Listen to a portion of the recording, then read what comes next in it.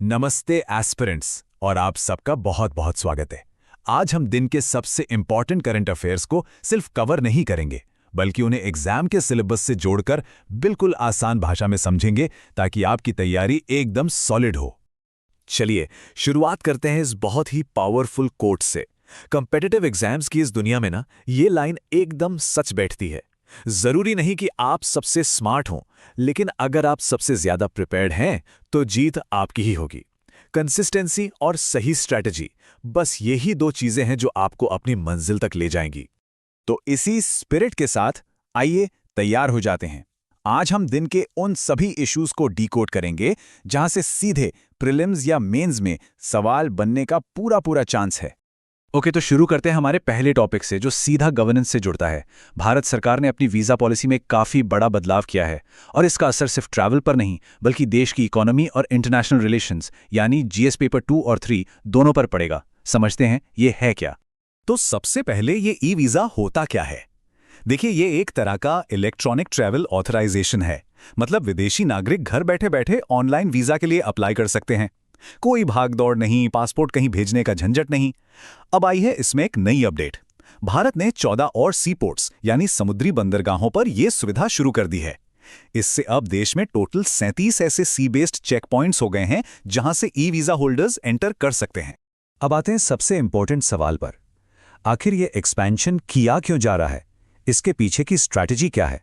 सबसे पहला रीजन है टूरिज्म को बूस्ट देना, जो हमारी जीडीपी में लगभग 6 से 7% कंट्रीब्यूट करता है। दूसरा, मेडिकल टूरिज्म को प्रमोट करना। तीसरा, बिजनेस ट्रैवल और इन्वेस्टमेंट को आसान बनाना। और हाँ, एक बहुत ही इंपॉर्टेंट स्ट्रैटेजिक मूव है चाइना के साथ ट्रैवल को नॉर्मल करना, जहां 5 साल के लंबे गैप के बाद चाइनीज नेशनल्स के लिए टूरिस्ट वीजा फिर से शुरू किया गया है। और ये सभी कदम सरकार के सागरमाला प्रोजेक्ट से भी जुड़ते हैं, जिसका मकसद है पोर्ट लेड डेवलपमेंट। देखा आपने कैसे एक छोटा सा पॉलिसी चेंज गवर्नेंस, इकोनॉमी और इंटरनेशनल रिलेशंस तीनों के लिए इंपॉर्टेंट हो जाता है। चलिए इसी टॉपिक पर एक प्रीलिम स्टाइल का क्वेश्चन ट्राई करते हैं। पहला स्टेटमेंट, ई वीजा सुविधा 200 से ज्यादा देशों के नागरिकों के लिए अवेलेबल है। ये बात बिल्कुल सही है। दूसरा स्टेटमेंट, ई वीजा होल्डर्स अब सभी डेजिग्नेटेड एयर, सी और लैंड चेक पॉइंट से एंटर कर सकते हैं। यहां थोड़ा ध्यान देना होगा। फैसिलिटी जरूर बढ़ाई गई है, लेकिन सभी यानी ऑल चेक पॉइंट्स पर यह अभी भी अवेलेबल नहीं है। तो दूसरा स्टेटमेंट गलत हो गया। इसका मतलब सही जवाब हुआ ऑप्शन ओनली 1। चलिए अब चलते हैं अपने अगले सेक्शन पर। यह जीएस पेपर 2 में सोशल जस्टिस से जुड़ा एक बहुत ही गंभीर मुद्दा है। इंटरनेशनल लेबर ऑर्गेनाइजेशन यानी ILO की एक नई रिपोर्ट आई है जो दुनिया भर के वर्क प्लेसेस की एक काफी चिंता बढ़ाने वाली तस्वीर पेश करती है। स्क्रीन पर जो ये नंबर है 8.4 लाख, इसको ध्यान से देखिए। ILO के अनुसार हर साल पूरी दुनिया में 8,40,000 लोगों की मौत का कारण उनका टॉक्सिक वर्क एनवायरनमेंट होता है। सोच कर देखिए, ये सिर्फ एक आंकड़ा नहीं है, ये एक बहुत बड़ा ह्यूमन ट्रेजेडी है जिसे हम अक्सर इकोनॉमिक ग्रोथ की रेस में नजरअंदाज कर देते हैं। तो आखिर ये टॉक्सिक वर्कप्लेस है क्या? ILO कहता है कि ये एक ऐसा एनवायरनमेंट है जहां कुछ साइकोलॉजिकल रिस्क्स होते हैं जो सीधे सीधे एक एम्प्लॉय की हेल्थ पर अटैक करते हैं। जैसे कि जरूरत से ज्यादा काम के घंटे, हमेशा जॉब खोने का डर, वर्कप्लेस पर हरासमेंट, चाहे वो वर्बल हो, मेंटर हो या फिजिकल, और इसके साथ साथ खराब और अनहाइजीनिक वर्किंग कंडीशंस। जब ये सब चीजें एक साथ आती हैं तो एक वर्कप्लेस टॉक्सिक बन जाता है। अब इस करंट इशू को स्टैटिक पॉलिटी से जोड़ते हैं जो एग्जाम के लिए बहुत जरूरी है। भारत में लेबर प्रोटेक्शन का एक पूरा एवोल्यूशन हुआ है। 1948 में फैक्ट्रीज एक्ट आया जिसने बेसिक सेफ्टी रूल्स सेट किए। फिर 2013 में पॉश एक्ट ने वर्कप्लेस पर सेक्सुअल हैरेसमेंट के खिलाफ एक मजबूत कानून दिया। और हाल ही में 2020 में occupational safety, health and working conditions code ने पुराने कानूनों को मिलाकर अपडेट किया। और हाँ, इससे हमारे संविधान का भी बैकिंग है।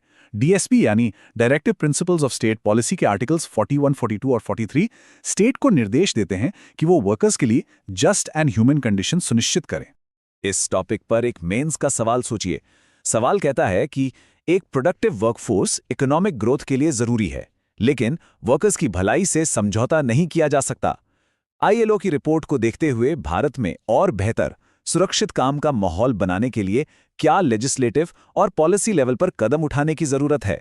इसमें आपको करंट लॉज की कमियां और फ्यूचर में क्या किया जा सकता है, दोनों पर लिखना होगा। अच्छा, अब आते हैं हमारे अगले सेक्शन पर, जो इंडियन इकोनॉमी के कोर यानी एग्रीकल्चर से जुड़ा है। हम बात करेंगे फर्टिलाइजर्स की एक ऐसी चुनौती के बारे में जिसका सीधा असर हमारी फूड सिक्योरिटी पर पड़ सकता है। जीएस पेपर 3 के लिए ये टॉपिक अत्यंत महत्वपूर्ण है। ये बार चार्ट देखिए, ये एक झटके में पूरी प्रॉब्लम बता रहा है। आने वाले खरीफ सीजन के लिए हमारे किसानों को जरूरत है 390 लाख टन फर्टिलाइजर की, लेकिन हमारे पास उपलब्ध कितना है? सिर्फ 155 लाख टन। ये जो इतना बड़ा गैप है ना, ये काफी चिंता की बात है। अब इस टेबल में इस कमी को और डिटेल में देखते हैं। देखिए, यूरिया की जरूरत है 194 लाख टन, लेकिन अवेलेबल सिर्फ 54 है। डीएपी की जरूरत 59 लाख टन है और अवेलेबल है सिर्फ 20। एमओपी, एनपीकेस, हर तरह के फर्टिलाइजर में एक बड़ी कमी दिखाई दे रही है। ये डेटा नोट्स में लिखना बहुत जरूरी है, इससे आपको क्राइसिस की डेप्थ समझ आएगी। तो इस पर एक एनालिटिकल मेंस क्वेश्चन क्या बन सकता है? सवाल है, भारत में मौजूदा फर्टिलाइजर की कमी के कारण और परिणाम क्या हैं? सरकार को फर्टिलाइजर सिक्योरिटी सुनिश्चित करने और फूड सिक्योरिटी पर इसके प्रभाव को कम करने के लिए क्या शॉर्ट टर्म और लॉन्ग टर्म उपाय अपनाने चाहिए? यहां आपको कारणों में इंटरनेशनल प्राइसेस का बढ़ना और परिणामों में सब्सिडी बिल का बढ़ना और फसल की पैदावार में कमी जैसे पॉइंट्स डिस्कस करने होंगे। चलिए अब कुछ अच्छी खबर की तरफ बढ़ते हैं। एनवायरनमेंट कंजर्वेशन के फील्ड में भारत ने एक नया माइलस्टोन अचीव किया है, जो प्रीलिम्स के लिए एक इंपॉर्टेंट फैक्ट बन सकता है। और वो माइलस्टोन है ये नंबर 99।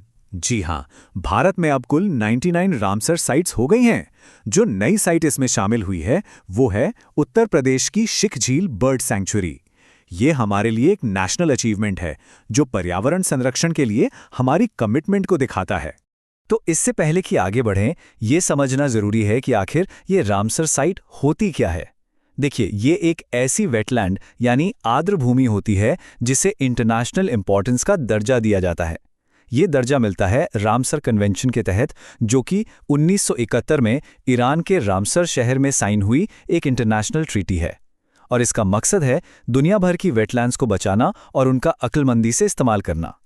तो चलिए इस सेक्शन को एक सीधे साधे फैक्ट बेस्ड सवाल से खत्म करते हैं।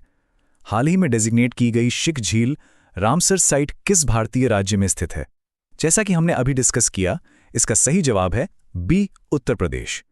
प्रीलिम्स में ऐसे ही डायरेक्ट क्वेश्चंस पूछ लिए जाते हैं। राइट, तो अब जल्दी से आज के डिस्कशन के सबसे इंपॉर्टेंट एग्जाम रेलेवेंट पॉइंट्स को रिवाइज कर लेते हैं। ये वो क्विक टेकअवेज हैं जो आपके रिवीजन नोट्स का हिस्सा जरूर होने चाहिए। तो आज के क्रूशियल टेकअवेज क्या हैं? गवर्नेंस में हमने देखा कि ई वीज़ा का विस्तार एक अहम पॉलिसी टूल है इकोनॉमिक ग्रोथ के लिए। लेबर राइट्स में हमने समझा कि वर्कर की भलाई सिर्फ एक सामाजिक नहीं बल्कि एक आर्थिक मुद्दा भी है। एग्रीकल्चर में हमने जाना कि फर्टिलाइजर सिक्योरिटी ही फूड सिक्योरिटी की नींव है। और आखिर में एनवायरनमेंट में हमने देखा कि 99 रामसार साइट्स जैसे माइलस्टोन्स हासिल करना भारत के सस्टेनेबल डेवलपमेंट गोल्स के लिए कितना जरूरी है। और अंत में एक बिग पिक्चर क्वेश्चन जो आज के सभी टॉपिक्स को एक धागे में पिरोता है। सवाल यह है, डिजिटल गवर्नेंस और वर्कर वेलफेयर से लेकर इकोलॉजिकल कंजर्वेशन तक भारत ये कैसे सुनिश्चित कर सकता है कि ईज ऑफ डूइंग बिजनेस के लिए बनाई गई पॉलिसीज उसके नागरिकों के ईज ऑफ लिविंग को भी बेहतर बनाए? इस सवाल पर जरूर सोचिए। इसी के साथ आज का ये विश्लेषण यहीं समाप्त होता है। धन्यवाद।